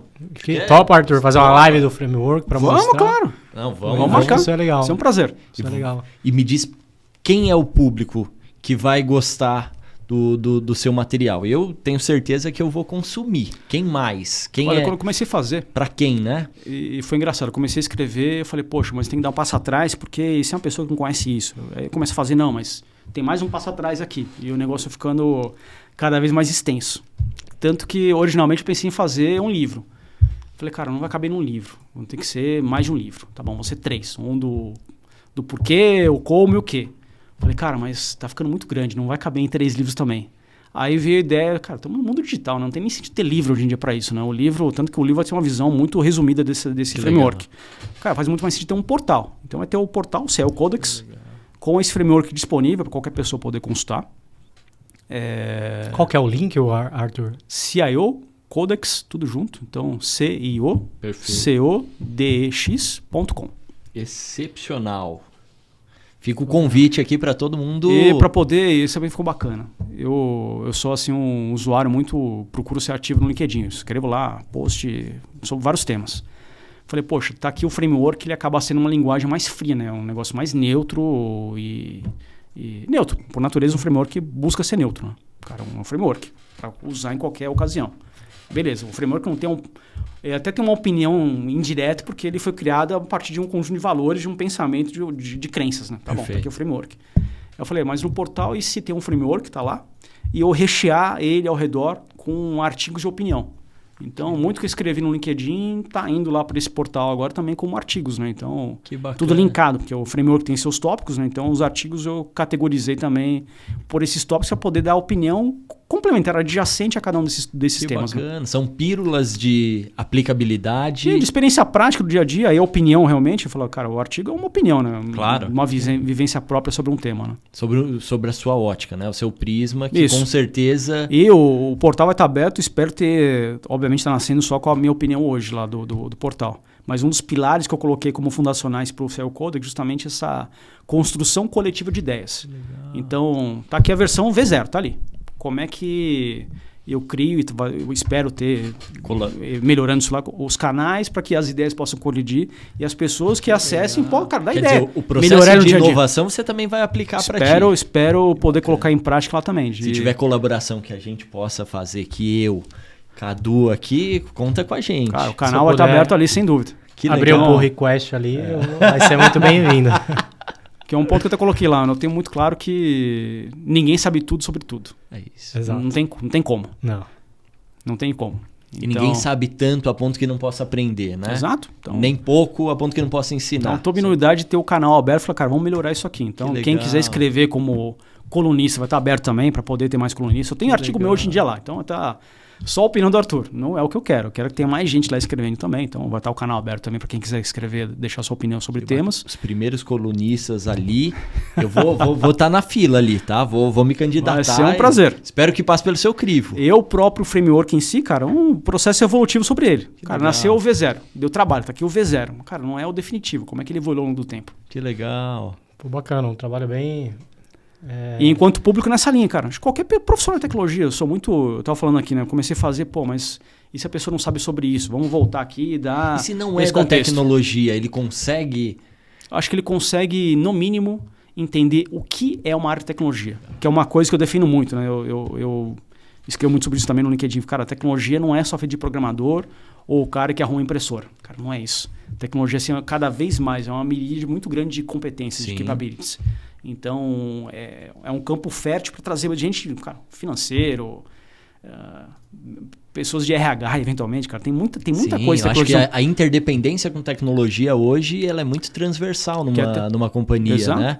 Então, a interdependência, e mesmo dentro da área, são tantas competências necessárias para poder fazer rodar adequadamente, assim, com excelência, que até eu coloco lá num dos quadros, né? O que é uma área de tecnologia?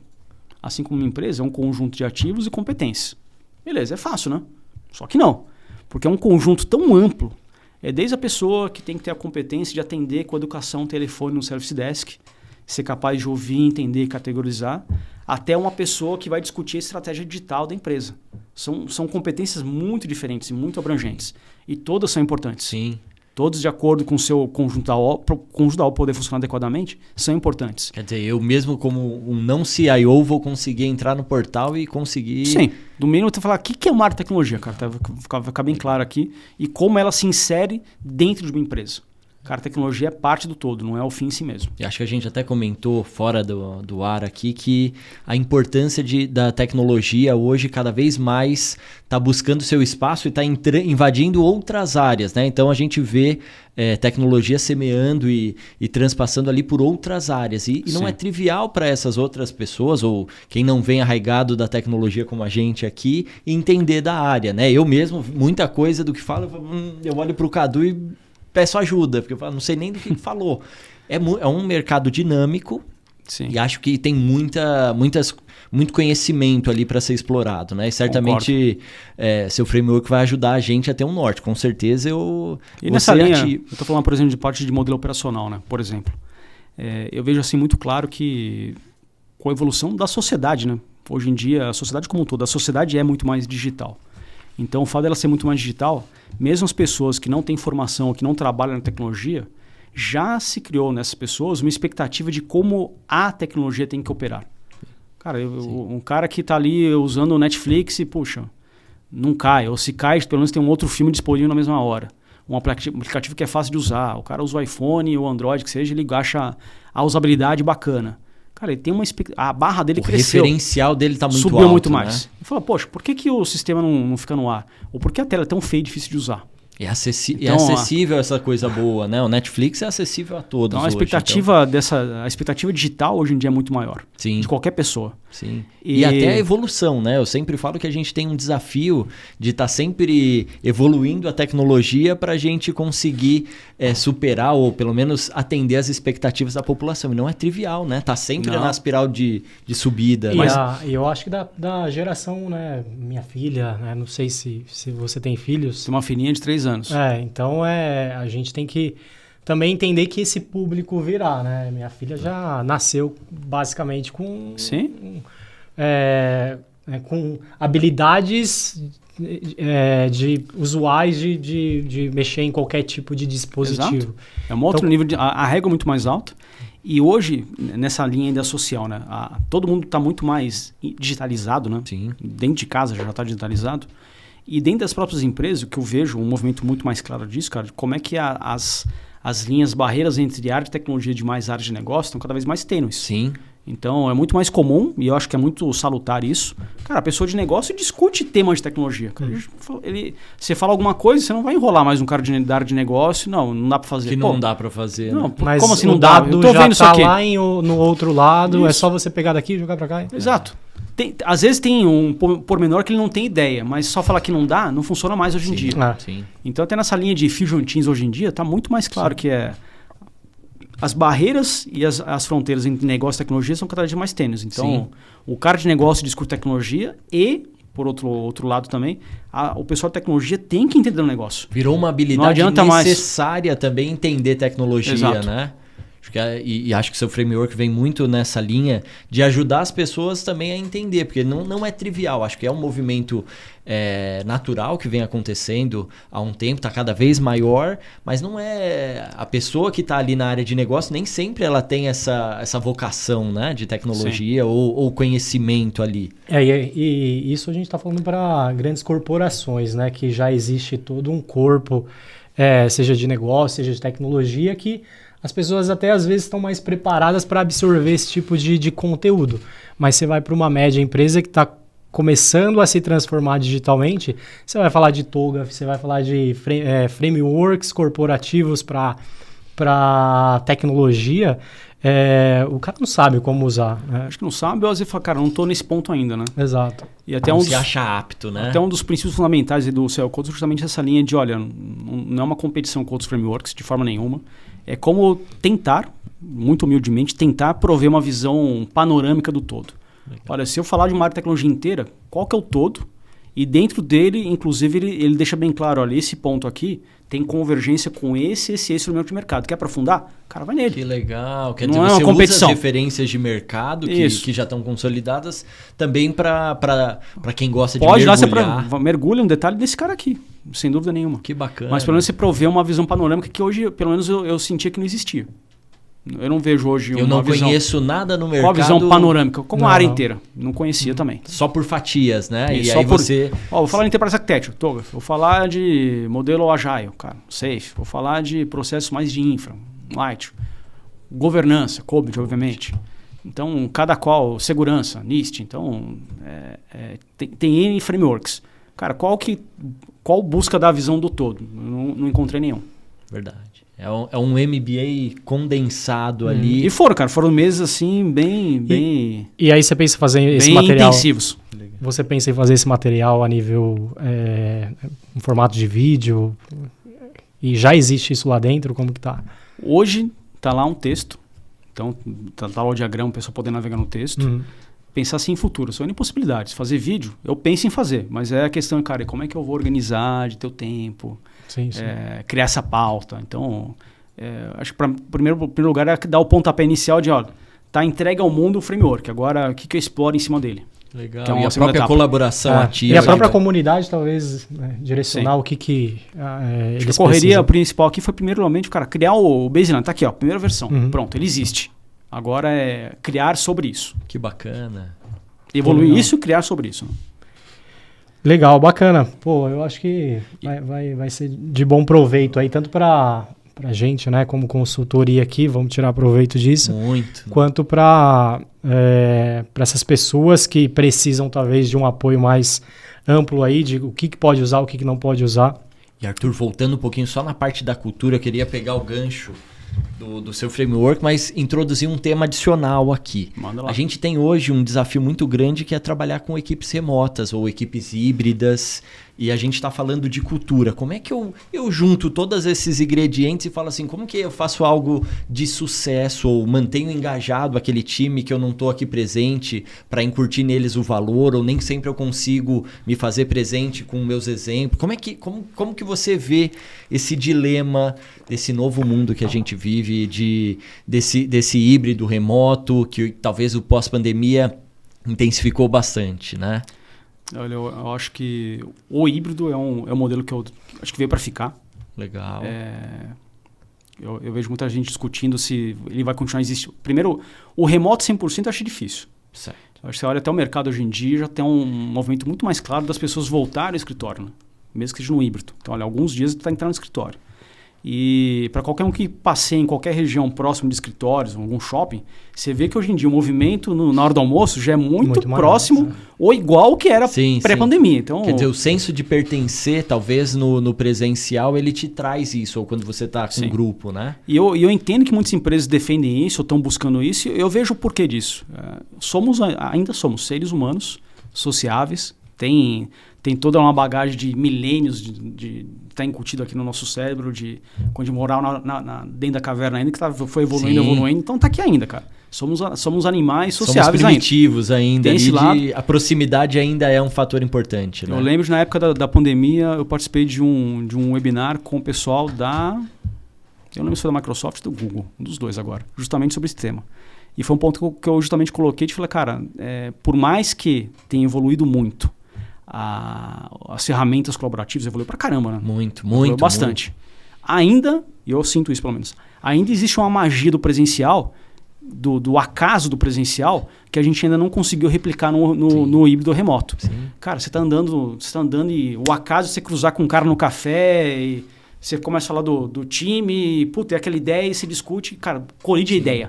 O ambiente favorece. Criar, né? dentro da linha de onde as boas ideias, você criar os mecanismos formais ou informais, conscientes ou inconscientes, de poder colidir as ideias. Que legal. O mundo remoto, cara, você tá lá, você pega o mundo remoto, no ápice da pandemia. Cara, você trabalhava pra caramba. Sim. Pra caramba, a agenda estava absolutamente lotada, slot de meia hora, de uma hora, lotado, você não sai, reunião, atrás de reunião. Beleza. Mas você era efetivamente produtivo? Porque às vezes a produtividade efetiva, às vezes não é só no tempo que você trabalha. Sim. Não é o que você emprega ali, é o que você materializa. Às vezes tem uma produtividade, dependendo do que você está fazendo, não é um produto em si, mas é uma ideia, eventualmente. E tem muita coisa que você ainda não conseguiu replicar no mundo remoto nem no híbrido. Sim. Então, eu acho que o híbrido veio para ficar, porque muita gente, com razão, dá valor à sua qualidade de vida, e o híbrido permite isso. Cara, você poder ajustar sua agenda às vezes, você poder um dia buscar seu filho na escola. Tem uma série Tem de uma coisas benesse que é importante. que o híbrido favorece. Então, eu acho que veio para ficar híbrido, não só 100% remoto. E enquanto engajar, cara, somos seres sociáveis. Acho que é muito... Eu penso assim, né? Naquele começa pelo porquê. Como é que você garante ou você promova que as pessoas entendam o porquê do que eles estão fazendo alguma coisa? Para ela poder se sentir engajada. Entendi. Seja remoto, híbrido ou presencial. Por que eu faço aquilo? Fazer um link com um propósito, né? Isso. Por quê? Pô, Porque muitas vezes você está ali trabalhando e você nem sabe por quê. Sim. Eu já calhou, infelizmente, tá em times muito grandes, cara. Às vezes a pessoa estava fazendo alguma coisa num projeto tão gigante que ela não sabia o porquê ela fazia aquilo. E ela até fazia, mas ela poderia agregar muito mais no sentido de trazer ideias ou de melhorar aquilo. Ou opinar sobre, Isso. né? Se ela soubesse o porquê. Se ela soubesse a dor, e aprendi com alguns chefes nesse sentido, eu falei, cara, se você está junto com quem vai usar aquela solução, você vai entender a dor que ele tem no dia a dia e talvez você vai perceber ou descobrir que quem desenhou aquilo até desenhou errado. Cara, você não entendeu qual a dor de verdade. Essa é a importância de se aproximar do negócio, pegando um paralelo aqui pra gente. O propósito final do que você está fazendo, né? Que a tela ou a API, o que seja, não é um fim em si mesmo. Ela é um meio de alcançar um objetivo de negócio. Qual é esse objetivo? Se eu simplesmente souber quais são as APIs que eu tenho que fazer e não souber o que é que ela entrega no final, né? Isso. O que ela agrega no final, é ruim, né? Assim, o senso de pertencimento ou o senso de que eu ajudei a materializar. Você vira só um chefe meu falava, é uma máquina movida a carboidratos, né? Codificador. Você tá só um codificador, porque alguém falou que tem que fazer, mas você nem sabe o porquê. Alguém mandou aqui, eu vou fazer isso. Talvez aquela ideia antiga de fábrica de software, né? Alguém mandou uma especificação, alguém discutiu com o usuário, viu o que precisava, que passou por outro cara, que, tá bom, a solução vai ser essa, que passou por um outro, que falou, então eu vou especificar cada componente, até chegar alguém que vai programar. Cara, esse é um mundo que... Era uma distância muito grande, muito grande. Né, Arthur? A gente se sentia... Eu já tive nos dois lados, mas a gente já se sentia muito longe do que entregava no resultado final. E às vezes você não conseguia celebrar, eu digo sempre que é a importância de celebrar, né? Celebrar conquistas, celebrar entregas. E quando você fica muito descolado, você não consegue celebrar, né? Você não se vê naquilo. Concordo com você. É? E aí, não importa se é remoto, presencial ou híbrido, como é que você busca promover isso então? O full remoto, então, não é algo que você acredita que vai ter... Olha, é muito forte falar que eu não acredito. Acho que dependendo do tipo de trabalho. Tem coisas que pode fazer sentido. Acho que para o todo, não. Para tudo, não. Difícil, né? Até eu vi um material, tem uns meses, eu achei muito interessante, né? Para quem é de tecnologia, sentia que a época da pandemia, cara, foi uma época que todo mundo trabalhou de casa. Eu peguei um número, acho que da Europa e dos Estados Unidos. Não tinha no Brasil, eu presumo que é algo entre os dois. Eu não me recordo o número exato, mas sei lá, nos Estados Unidos, no ápice da pandemia, acho que é 30% da população, ou 20%, que ficou trabalhando remoto. O resto continua trabalhando porque tem um monte de trabalho que não tem jeito. Que não tem. Sei lá, o trabalho de extrair o leite da vaca. Cara, vai ter alguém ali, não tem jeito. Frentista. Tem um monte de coisa que continua ali. Então, talvez a gente no mundo da tecnologia, por estar nessa bolha tech, acha que não, cara, tudo pode ser remoto. Sim. Nem tudo pode ser. E mesmo em tecnologia, tem coisas que de fato, cara, talvez possa ser remoto. Desde que você pense friamente de o quanto eu preciso que essa pessoa esteja engajada ou entenda o propósito. Talvez existam algumas atividades que isso não é tão importante. Perfeito. Aí muito do papel da liderança também, né? Muito do papel da liderança engajar e trazer isso para o time. A gente tem um time 100% remoto e, cara, assim, funciona muito bem. Não tem por que, talvez, trazer o pessoal por um híbrido, Sim. né? Porque funciona, tem cultura ali dentro, né? E aí eu acho que, colocando um paralelo, como que você vê o futuro para os próximos líderes, né? A gente tem uma geração, uma geração sua, né? Que tem um legado ali de liderança e tem uma geração nova vindo aí. O que você vê e quais são as habilidades que você entende que essas pessoas têm que ter para se destacar no mercado hoje? Olha, acho que quando eu comecei minha carreira e como é hoje, mudou muita coisa. Sim. Era muito mais comando e controle. Hoje em dia é muito mais colaborativo e muito mais... ser líder, na verdade, é como é que você influencia as pessoas. Né? Então, é o tipo de skill que hoje eu vejo muito mais importante do que foi no passado. Comunicação, né? Era uma habilidade... Não existe mais essa de, cara, faz o que eu estou mandando. Você pode até fazer, mas não é sustentável. Sim. Você perdeu aquela pessoa. Sim, sim. A primeira oportunidade que ela tiver para mudar de emprego, ela vai mudar. Então, quando você pensa hoje, acho que está muito mais claro, ou está se tornando muito mais claro, a liderança, para as empresas, para cada pessoa, que a perenidade das pessoas, dos bons profissionais de uma empresa, tem o seu valor. Então, as pessoas não são peças que você troca. Não que ninguém seja insubstituível, todo mundo é substituível. Sim. Mas trocar peças relevantes, cara, é muito mais custoso do que só contratar alguém. Cara, tem todo um tempo de onboarding, todo um tempo de aquela pessoa que ela se aculturar, já conhece. Né? Então, hoje tá muito mais claro isso. Então, é importante se manter os talentos de fato. E que para manter os talentos hoje não é só você mandar nele. Tem uma visão muito mais clara, tem uma visão muito mais forte hoje em dia de se buscar um equilíbrio de qualidade de vida com ambição profissional. Eu acho que novas gerações ou algumas gerações mais recentes, também não dá para estereotipar que todo mundo é igual, mas você vê com uma frequência muito maior pessoas que têm menos ambição financeira, eventualmente. Sim. Cara, para ele, cara, nem quero ganhar tanto. O poder da posse é diferente, né? Eu quero... Chegando no nível X, eu já estou feliz. Você vê cada vez, de forma muito mais frequente, pessoas que não buscam a liderança, inclusive. Cara, não tem interesse em ser líder. E tudo bem. Tudo bem. Essa é a diversidade, essa é a beleza do modelo. E ao mesmo tempo que é bonito, é um complicômetro de você saber que tem muito mais variáveis para você levar em conta na hora de atuar no dia a dia como líder. Como é que a gente inspira esses novos líderes? Você está deixando uma contribuição, um legado, certamente deve ter a ver com o seu propósito, né? O CIO Codex vem para deixar um legado aí colaborativo e de conhecimento público. Como é que a gente inspira esses novos líderes aí a ser líderes não só de tecnologia, né? Líderes no mercado? Acho que, enquanto assim, inspiração vem muito daquela linha de como é que você... como que se diz? Qual a palavra correta aqui? Como é que você congratula, como é que você reconhece as boas habilidades de liderança. Então, se você sabe reconhecer que a pessoa foi um bom líder, tá desenvolvendo se você está promovendo bons traços, você tem uma chance muito maior de poder promover uma nova geração de liderança. Né? Poxa, Sim. Isso aqui está sendo reconhecido. Porque aquela era do passado que você só batia, cara, todo mundo vai aprender pela dor, cara, não existe mais isso. Não vai mais, né? E como ser estratégico no mundo de tecnologia, né? Eu sei que a posição de CIO por si só já traz consigo todo o peso da estratégia, e eu acho que a estratégia é sempre algo que a gente fala e também não é tão linear, é mais etéreo para a gente conseguir pautar uma boa estratégia. Como é que a gente constrói uma boa estratégia? Fazendo o link de estratégia do que tem de negócio com a estratégia de tecnologia, né? Que eu acho que esse é o grande desafio do CIO, né? Eu vejo como um dos. Inclusive lá no framework tem um capítulo justamente falando de CIO. Quais são as personas do CIO. Que né, legal, cara? então. Estrategista é um deles. Cara, mas tem o CIO, tem só seu chapéu de arquiteto. Tem o seu chapéu de executivo.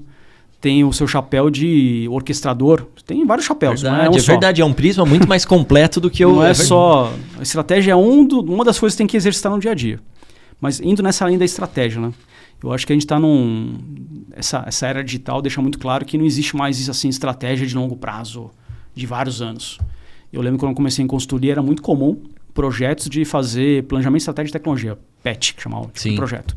E eram projetos de estratégia de 4, 5, 8 anos. Então, olha, qual é a estratégia dos próximos 8 anos? Cara, não existe mais isso hoje em dia. 8 anos, tem um monte de coisa que já está até obsoleta, inclusive, Sim. hoje em dia. E o dinamismo do mercado, né? Um ângulo da vida, ele fica obsoleto a cada um ano, né? Tem 2 versões por ano, passou um ano, já ficou obsoleto antigo. Então, é verdade. Não existe mais isso. 2 anos já é uma estratégia de longo prazo hoje em dia, né? Então, quando eu pensei em estratégia hoje, o primeiro passo é como é que você cria uma estratégia, por assim dizer, ou um conceito de estratégia que ele é flexível, conceitualmente já é flexível, porque tudo pode mudar. E eu vejo isso, inclusive, como um dos drivers de uma tecnologia hoje em dia. Entender, ser flexível, adaptável, entender que tudo pode mudar e tá tudo bem. Conseguir ter essa elasticidade. Sim. É só, enquanto tecnologia, às vezes é uma questão também que cai na comunicação, né? É só uma questão de como é que você comunica adequadamente que mudanças de curso têm seu custo. Sim. Porque às vezes também não se tem a sensibilidade, e é importante manter esse canal aberto de comunicação, tecnologia e negócio. Fala, olha, a gente combinou de fazer tal coisa e tem coisas que, por mais que você coloque o modelo ágil, cara, você vai colocar o ágil para antecipar a entrega de valor. Mas o acabar de fato, Cara, vai levar um tempo. Sim. Às vezes vai levar até mais tempo que você vai estar fatiando. Sim, sim. Então, você está só antecipando a entrega de valor, mas o todo tem que ser feito em algum momento, porque senão você vai ter uma coisa... A ponte vai ter que ser toda para você conseguir transitar ali de Se um fizer ponto só a primeira ponto faixa, B. cara, não vai ser o suficiente que não vai dar throughput lá na frente. Exato. Então tem toda uma coisa que tem que fazer. E se você no meio do caminho muda de ideia, pode mudar? Obviamente pode. O mercado muda, as coisas mudam. Mas tem que ter essa sensibilidade, a forma de comunicar, que tem um custo isso. Sim. Você mudar de rota, olha, eu vou parar de fazer isso agora, tá bom, vou parar. Só que quando eu vou retomar, tem um custo para retomar isso. Sim. Porque eventualmente quando eu retomar, aquilo lá nem funciona mais, ou já é uma tecnologia válida, ou as pessoas têm que reaprender aquilo. Cara, tem todo um custo envolvido. Como é que você mantém, então, uma estratégia que é flexível, mas com um canal muito claro e a comunicação muito clara de, olha, toda escolha é uma renúncia. Posso escolher isso aqui, eu estou renunciando a outra coisa. Sim. CIO, então, é muito mais amplo do que só a estratégia de tecnologia. É uma das coisas, sem dúvida. Até porque eu nem coloquei lá, mas no dia a dia tem o seu chapéu de bombeiro, cara. A coisa está explodindo também, pega fogo, e aí? O que você faz? Você acha que é o papel também, né, de um CIO descer no chão de fábrica e ver como tá as coisas, como estão as coisas? Olha, acho que ele não pode perder esse... Eu não acho que é produtivo ele fazer tudo. Não tem nem sentido. E é ruim enquanto liderança você vai estar podando outras pessoas. Você tem que dar o espaço para elas poderem atuar.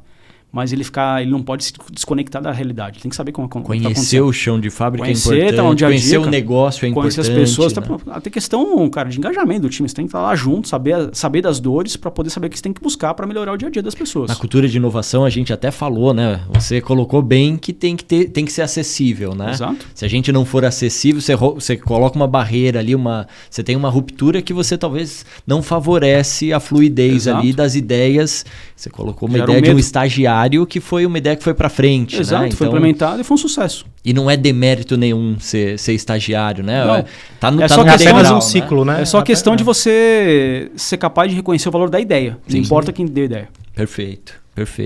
Estratégia não é trivial.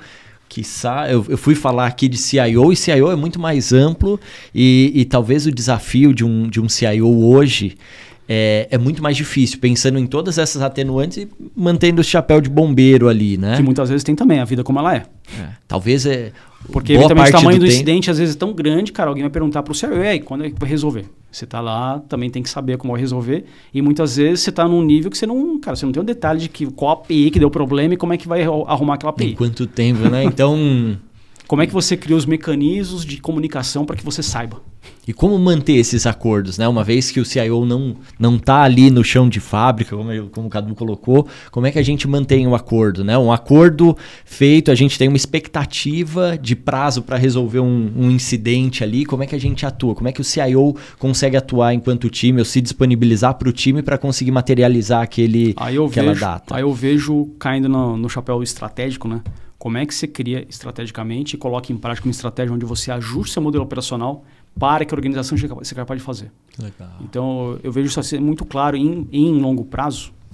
Em curto prazo, sei lá, resolver, às vezes, cara, o CIO mesmo desceu, ele descobriu o que era, e tem CIO que vai lá, o cara é uma veia mais técnica, ele mesmo programou e arrumou. Cara, nossa, que lindo, né?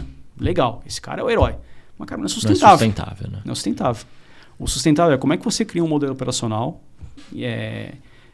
rodeado de uma cultura, né? Permeado de uma cultura, onde você sabe que tem que fazer as coisas, as pessoas sabem o que ela tem que fazer, ela tem os recursos para poder fazer, porque às vezes também você tem uma organização onde a mesma pessoa que atende o incidente, ela está tomada pelo projeto. Aí ela foi lá e resolveu o incidente. Alguém vai bater nela porque ela atrasou o projeto. Cada escolha é uma renúncia, Exato. Né? Então... não é trivial o papel. É muita questão da comunicação, deixar claro. Falar, olha, eventualmente o seu custo de running pode ser um pouco maior, mas você quer resolver um incidente em 30 minutos ou tudo bem resolver em uma semana? Sim, é isso, né? Acho que... Se está combinado... Eu sei que falar é fácil, né? Mas está combinado, mas depois que está combinado dá o problema, não, mas eu não entendi que era assim. A vida como ela é. E o CIO também é uma figura importante para comunicar para toda a empresa, né? Então, além da comunicação com o time, que é uma comunicação importante, tem a comunicação para a empresa, né? Sim. Não consegue lidar um CIO hoje sem a habilidade de comunicação, né? Em todos os níveis. Né? Acho que a habilidade dele, e cai nessa visão estratégica também, enquanto modelo operacional, como é que ele cria os mecanismos para que a área de tecnologia comunique. Cara, quais são os canais? Que legal. Eu comunico o quê? Uma coisa uma coisa eu só comunico quando tem um incidente. É ruim pra caramba, né? Eu só falo de incidente, é bem uma agenda negativa, né? Como é que você cria os canais adequados de comunicação para comunicar também as coisas boas? Olha, foram entregues projetos, o nível de serviço melhorou de tanto para tanto, ou pirou, que seja, mas enfim. A autonomia da área em se comunicar também, sem depender do CIO. Pelos canais adequados. Que bacana. Não só... Senão, o CIO também, ele ser o único porta-voz não tem sentido. Porque às vezes tem uma área com tantas pessoas, você quer que as pessoas também possam se expor e sentir que elas estão crescendo. Não é ter um só herói. Como é que você cria heróis? Você acaba morrendo no final, né? Sim. Como é que você cria protagonistas ali? Como é que você cria várias pessoas, várias estrelas que possam ascender, né? Não é a figura de um herói, mas sim vários protagonistas, cada um da sua área de referência e do seu papel, né? Exatamente. Acho que a gente pode ser protagonista independente do nível que a gente tá, né? E isso ajuda muito no engajamento, né? Legal. A pessoa sente muito mais em geral, se sente muito mais engajada quando ela sente que ela pode ser um protagonista. Sim. Ela está podendo se expor. Tem gente que busca isso. Sim, a exposição é buscada. Outros, óbvio, que nem a gente conversou hoje, não quer o peso da responsabilidade da exposição, porque toda exposição... Tem de tudo. Então, né? Toda exposição gera consigo ali o ônus e bônus, né? O ônus da exposição... Onde lá o tio Ben, né? Com grandes poderes vem grandes responsabilidades, né? Então, Exatamente. Exatamente. Pô, acho que já foi, né? 1h30. Sei quanto tempo deu já de papo aqui. Deu 1h30 já? Já. Voou, hein? Voou. Aqui todo mundo fala que... Mas é porque o bate-papo é descontraído. Mas assim, cara, jornada incrível. Eu acho que pra mim é inspiracional, né? Eu tenho uma jornada ainda a galgar. Eu tô me formando como líder. E olhar uma pessoa como você, né? Onde você veio, pra onde você chegou, pra mim é inspirador, né? Mas reitero, cara, eu falo com muita humildade. Sou só mais um Zé Mané aqui. Não sou... É importante... Você deixou uma contribuição e eu acho que você, pelo menos em mim, aguçou um lado de que qual é o legado que a gente está deixando para a sociedade. Está claro que você deixa um legado aqui, eu espero contribuir, vai ser muito bem-vindo. Como eu falei, é um dos princípios ali, cara. Como é que foi uma criação coletiva de ideias. É isso. Mas você já conseguiu e já colocou aí um legado e acho que a gente fica com um desafio aqui e para os líderes aqui que estão nos ouvindo, qual é o legado que a gente vai deixar para o próximo, né? Verdade. Eu gostei bastante, acho que pegando um gancho com tudo que você falou, qual é o nosso legado aqui para a próxima geração, para o próximo, né? Isso me deixou aqui inspirado. Legal, cara. E eu vou fazer a brincadeira, né? Se você olhasse há 20 anos atrás, lá quando você começou, o que você diria lá pro Arthur? Cara, é uma boa, viu? Eu acho que ia falar muito da linha das 10 mil horas de voo. Ó, se você... não lembro como é que chama essa teoria, mas olha, se você trabalha 10 mil horas no negócio, você vai ficar bom naquilo. Então, tenha paciência. Tenha claro o que você quer. Mantenha como que se diz? Qual é a palavra correta aqui? Mantenha a sua vontade, seu foco naquilo, né? Porque percalço todo mundo tem no meio do caminho, né? Dizer, ninguém tem é raro você ver assim uma linha linear, né? Consistência, né? Exato, consistência, essa palavra. E acho que a gente falou aqui de inspiração e então a transpiração também é importante. Também, né? Cara. Também acho que porque quando você pensa assim na vida, né? Eu penso assim, eu até há um tempo atrás eu parei para pensar quais são meus valores de vida, né? Um deles claramente é qual que é o propósito da vida. Para que serve o Instituto da Vida? Cara, para mim é muito claro. Você aprender e evoluir. Quem criou tudo isso aqui, criou com um propósito. O propósito, cara, como é que eu crio um mecanismo que as pessoas possam aprender e evoluir? Cara, e é para isso que a gente está aqui, nesse corpo físico fazendo isso, cara. Aprendendo e evoluindo. E uma vez que você pensa isso, você começa a ter até um pouco mais de humildade, de empatia. Cara, todo mundo está nessa linha. Sim. Você tem a sua linha de aprendizado e evolução, você tem a sua, eu tenho a minha. Cada um está num momento diferente. Você pode ter evoluído mais num tema, mas você pode ser absolutamente imaturo num outro que você vai estar muito melhor naquilo. Então, você tem sempre o que aprender com os outros. A troca sempre existe, Exato. né? De novo, aquela tônica de que ninguém é inteligente demais a ponto de não saber, de não poder aprender, nem burro demais a ponto de não poder ensinar, né? Pô, que legal, bacana. Arthur, como que a galera faz para te achar aí? Qual é a rede social, qual que você usa? LinkedIn, pô, a gente teve aí um spoiler legal, né? Top Voicer. Isso, acabou de chegar hoje, cara. Parabéns. Top Voice. Parabéns. Eu achei muito, muito curioso porque tá lá em Management Consulting, que eu não trabalho mais em consultoria, mas é uma veia assim que eu nunca perdi. Eu gosto muito dos temas de Management Consulting, eu fiquei muito... achei irônico ter vindo justamente num tema que não trabalho mais diretamente hoje em dia, mas que é o que eu... É reconhecido nisso. Reconhecido nisso ainda. Pô, parabéns aí. Parabéns. E quais obrigado. são as redes sociais que você usa? Fala aí pro pessoal. Olha, eu uso primordialmente LinkedIn. Meus parentes até brincam comigo que eu não uso Instagram, eu tenho um Facebook ainda. Mas você vai me achar mesmo no LinkedIn. Acho que eu sou realmente mais ativo no LinkedIn. Arthur De Santis. E o... CIO Codex, com certeza. No portal, a partir de se tudo der certo, vamos lá no Finitane agora no site, lá que o pessoal está montando o site. Se tudo der certo, dia 6 de março, quarta-feira, tá no ar. Pô, legal. Muito obrigado. Já vou deixar uma agenda pra gente falar um pouquinho, mostrar o que é o... Vai ser um prazer apresentar. Vamos fazer uma live. Vamos nessa. O livro a gente... Pô, vamos falar, vamos explorar o livro. Eu sei que tem muito do seu portal, mas eu queria explorar o livro. O livro é sempre vamos nessa. Um ativo para a humanidade, na minha concepção. Contem comigo, pessoal. Obrigado, Arthur. Obrigado. E eu que agradeço mais uma vez a oportunidade, viu? Um abraço. Prazer falar com vocês aqui, o tempo voa. Vamos marcar os próximos. Valeu. Fechado. Um abraço. Valeu, pessoal. Um abração. Valeu.